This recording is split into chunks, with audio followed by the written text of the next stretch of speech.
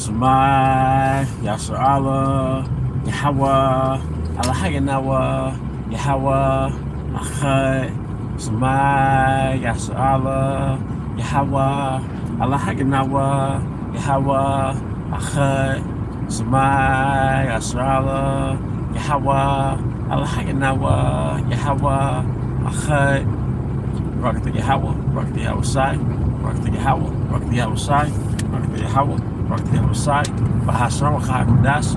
I want to give double honors to our elder apostles and elder bishops, great millstone and well.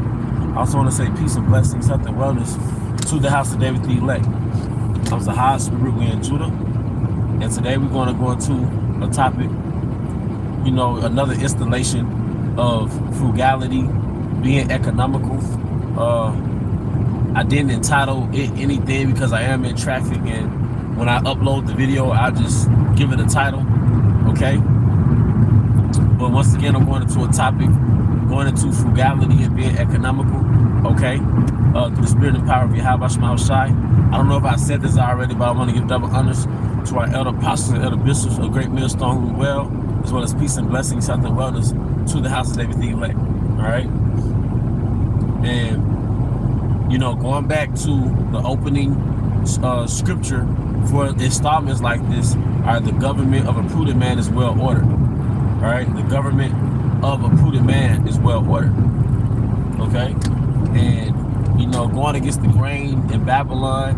All right, embracing our alternative culture in America, our Hebrew culture, our Hebrew way, the way of the East, the Oriental way.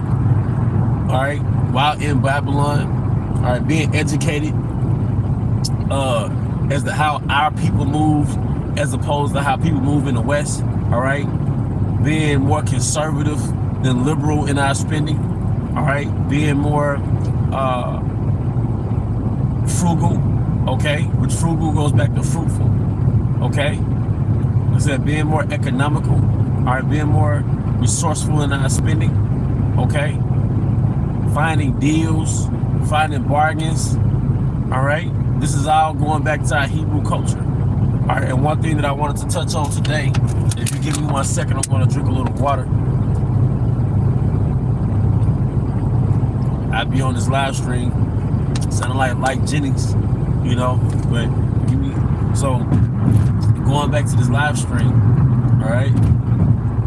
Being economical and just certain things that we can apply to our day-to-day that'll help us budget better. Because like I said, the spirit is like the wind, but the spirit is like the wind. There's no telling what the spirit will have you on, especially when it comes to teaching.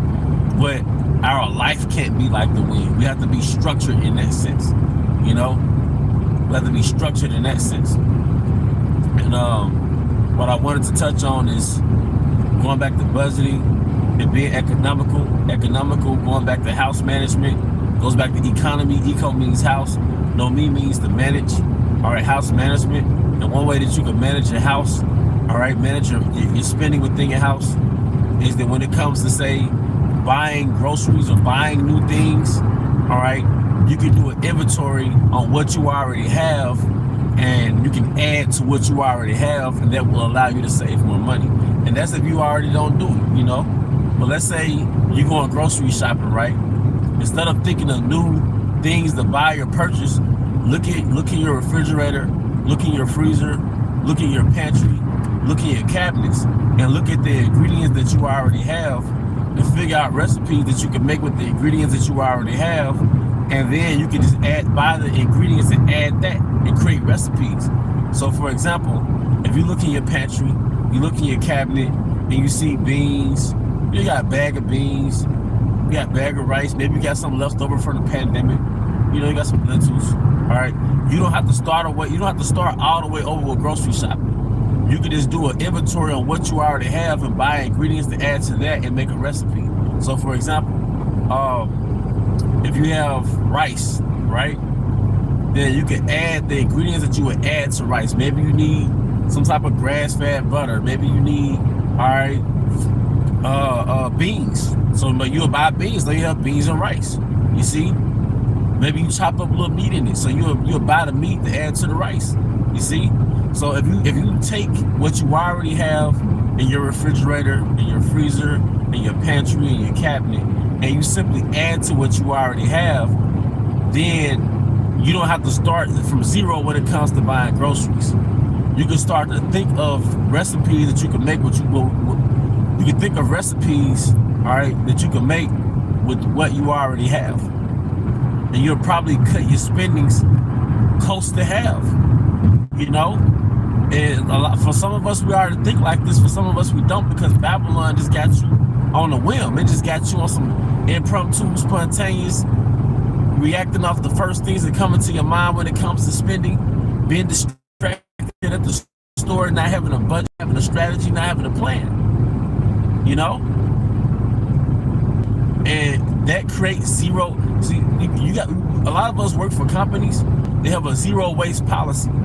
You have certain countries that have a zero waste policy. And I was word of mouth.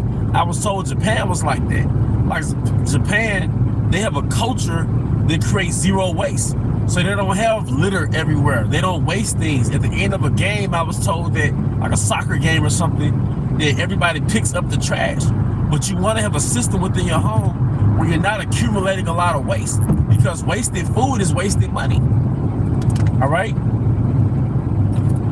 So some of us have it, but a lot of us already grew up eating leftovers. So you don't have to, may not have to speak on leftovers, because it's just wise, you know, but it's wise to have leftovers. It's wise to, if you ate today's food, why throw out the old food? You could put that in the Tupperware and eat the same thing the next day. You know, that's creating a zero waste policy. You know, or you're mitigating the waste. You know, it might not be zero waste, but at least you're cutting down the waste to a big percentage, man. So step number one, when it comes to buying groceries, do a stock or inventory of what you already have. All right, I got rice. All right, I got beans. All right, I got lentils. I can make lentil soup. All right, I could buy walnuts and make a lentil ground beef. That just me speaking from a plant base, but now I got lentils, so I could make fish and lentils. You know, lentil soup with fish. All right, you see what I'm saying? I got flour. All right, I got oil. I probably just need a little salt. I can go to the store, buy salt, just do an inventory of what you're gonna need for the week based on what you already have, and add that to it. And then, like I said, you could meal prep, you know. Meal prep, it keeps you from cooking every day.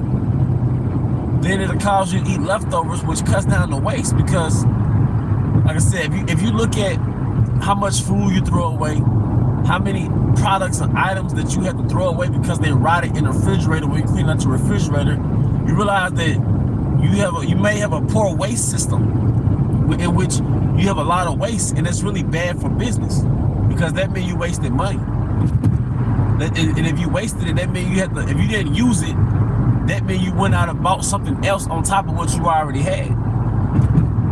You see? So between adding to what you already have and eating leftovers, all right, that cuts down waste, and that keeps you from going out and spending more money.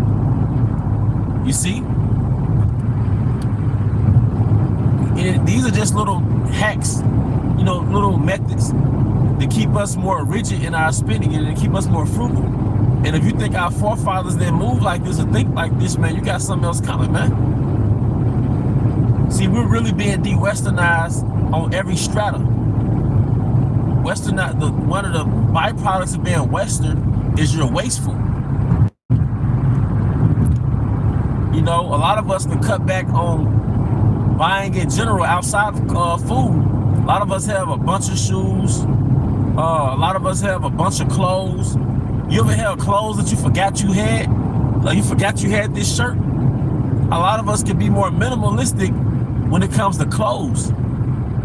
It's one thing to be frugal in the sense that you spend less money, but it's another thing to be a minimalist in which you just buy less. So when it comes to waste and accumulation, you can have a system that I'm only gonna keep so many t-shirts. I'm only gonna keep so many pair of pants. I'm only gonna have so many pair of shoes. And if I buy another pair, That means I gotta find an old pair and throw it away or give it to Goodwill. You see? A lot of us, you can write it off when you give your clothes to Goodwill. You can write it off in your taxes. You see? You think small hats don't move like that? You see? So, adding to the ingredients you already have when it comes to grocery shopping, all right, eating leftovers, meal prepping, having a zero waste policy, or mitigating your waste, all right. And when it comes to actual items you have in your house and things you have in your house, have a system to where if I buy something new, maybe I should get rid of something old. You know, if I buy something new, maybe I should get rid of something that's old. You see? I don't know where all this smoke is coming from, because it's not fog. I don't think this is fog. Something happened. See, it disappeared. But this is going back into economy. Eco, house. No, me means management. So having house management. So that's something that that minimizes the stress when it comes to moving to another house or another apartment, to doing spring cleaning in your apartment. It minimizes that, man. All right? Not having a system to not letting things accumulate in our apartments. You see? Shalom, shalom. You see? The government of a prudent man is well ordered. And that's why the scriptures, I believe it's 1 Timothy 5 and 14. I think it's 1 Timothy 5 and 14. It could be 2nd. I get it confused sometimes. But that's why it says that the woman should be what? A keeper of the house. See, when you're always out, not only working, which, you know, but a lot of us gotta work in Babylon. But when you're always out, and you always over your friend's house, and you always doing different things, and you going to these bars and these clubs, and all your energy is going into being out, you're neglecting things that's in. You're neglecting your home economy. You see? You're neglecting, you might have little ones, you haven't washed their clothes, you might got 2-3 kids, including you, where you just let the clothes pile up. You know? You let the clothes pile up, man. You're not putting your energy into the home. You're putting your energy into the outward economy and not the inward economy. All right? Esau's economy and not your economy. And it shows because the house is usually negligent. You see? The little ones don't have that well-nourished look, you know, that well-groomed look, because the mom is too busy on fucking TikTok, on social media. The little ones are just in the background, man. All right? But going back to, and that's been a poor manager, a poor steward, man. You see? So somebody has to take care of that overhead. Somebody has to take care of the bills. Somebody, and then y'all might share, you know, inward duties, house duties. But these are just systems that can be incorporated if you haven't done so already. All right, to eliminate spending, man, or eliminate waste, minimize waste, minimize spending, cut back on spending. And you'll realize that some of that stress you have in your mind is because your kingdom has no order. And it gives you more peace knowing my money was spent wisely. That's something that I was admonished when I was a little one. Spend your money wisely. Spend your money wisely. You 7, 8 years old, your mama give you a couple dollars and they say spend your money wisely. Make sure you spend it. But now we're learning how to spend our money wisely in this world with bills. You know? Just thinking of some more scriptures I could do before I close the live stream. More scriptures that I could think of, you know, as we quote in the scripture, I believe that's Sirach 42. The things we done in writing, the things that you bring in and the things you put out, your revenue and your expenses per se, something we got to practice. Just having everything, you know, intact, so to speak, you know. But like I said, the government of a prudent man is well ordered, you know. But these are just certain things, you know, that help you give you. And with things like this, it keeps you from having to jump out and buy things, jump out and buy things.